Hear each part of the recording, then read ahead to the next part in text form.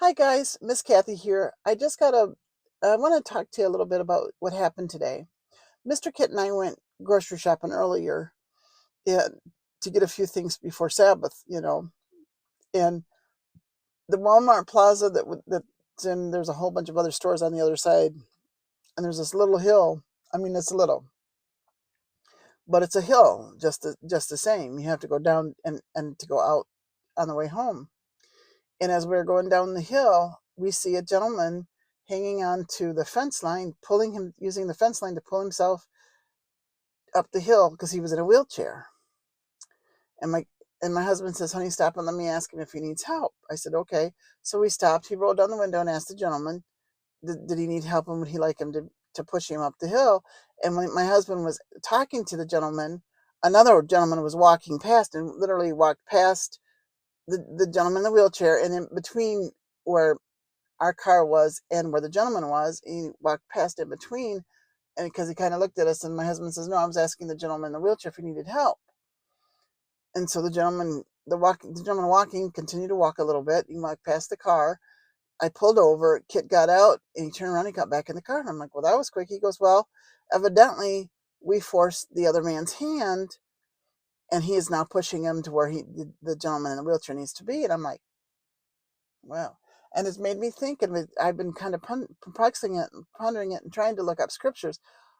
God does not force our hands to do anything. He does not want us to serve Him out of fear. He wants us to serve Him out of love. And I thought, and I've just been praying and praying for both these gentlemen, praying that somehow, some way, that God would bless both of them and that they would see how helping someone is a joyful thing and not a, "Well, I better do it because." But I don't want it to be a negative thing for the gentleman that was walking. And because, Miss Kathy has CP. And, when I walked or when I get somewhere, and sometimes my scooter runs out of batteries. Oh, I got stories on that I could tell too. Maybe I'll do that one day too. But I just, I want you to know that God loves you. He tells us in Isaiah 43, verse 4, as well as also in, I think it's Isaiah 49. He literally says, "Because you are precious in my sight, I loved you." He actually says the word "I love you" in Isaiah 43:4. So know that God loves you. And know that Miss Kathy's praying for you. And I hope you have a wonderful Labor Day weekend. Thank you for all those that labored and are continuing to labor. May you see Jesus in all this and have a blessed weekend. And everyone else that's going back to school, have a blessed school year, okay? Take care.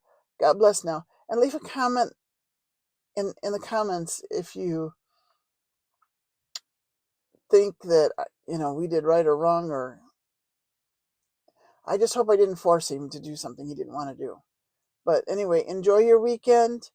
And remember, Miss Kathy is praying for you. So don't forget to leave an emoji or a comment or a like or something so I know to be praying for you, okay?